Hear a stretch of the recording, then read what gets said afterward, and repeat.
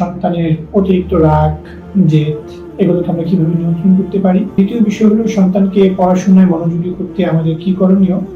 তৃতীয় বিষয় হলো সন্তানের বিভিন্ন ধরনের বদ অভ্যাস থাকে, সেই বদ অভ্যাসগুলো থেকে সন্তানকে কিভাবে রক্ষা করব, সন্তানের যেন বদ অভ্যাস না হয় সেটা আমরা কিভাবে নিশ্চিত করব। আরেকটা যে বিষয় সেটা হলো সন্তানকে শাসন করার ব্যাপারে আসলে আমাদের কতটুকু শাসন করা যাবে, কতটুকু করা যাবে না, বা শাসনের ব্যাপারে নীতিমালাটা কেমন হওয়া উচিত। সন্তান প্রতিপালনের নীতিমালা কোরআন ও হাদিসের ও আধুনিক গবেষণার আলোকে তৈরি। বাংলাদেশে প্রথম ইন্টারন্যাশনাল পেরেন্টিং সিস্টেম অনুযায়ী প্রস্তুত বই। এতে রয়েছে দীর্ঘ কয়েক বছরের পেরেন্টিং ট্রেনিংয়ের সার নির্যাস, 20,000-এর বেশি বাবা মায়ের বাস্তব অভিজ্ঞতা ও সমাধান।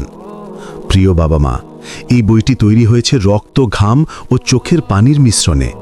শুধু কলমের কালি নয়, এটি এক নিবেদিত সাধনার ফল।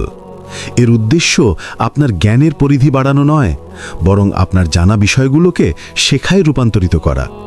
আপনি যেন জানার বাইরে গিয়ে বাস্তবে সন্তানকে সঠিক পথে গড়ে তুলতে পারেন, সেই পথনির্দেশই রয়েছে এই বইয়ে ইনশাআল্লাহ।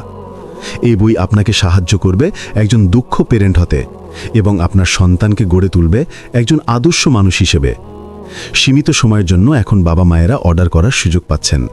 প্রতি জেলা থেকে মাত্র 100 জন অর্ডার করতে পারবেন। তাই দেরি না করে এখনই নিচের লিঙ্কে ক্লিক করুন অথবা মেসেজে পাঠিয়ে দিন আপনার নাম ও ঠিকানা।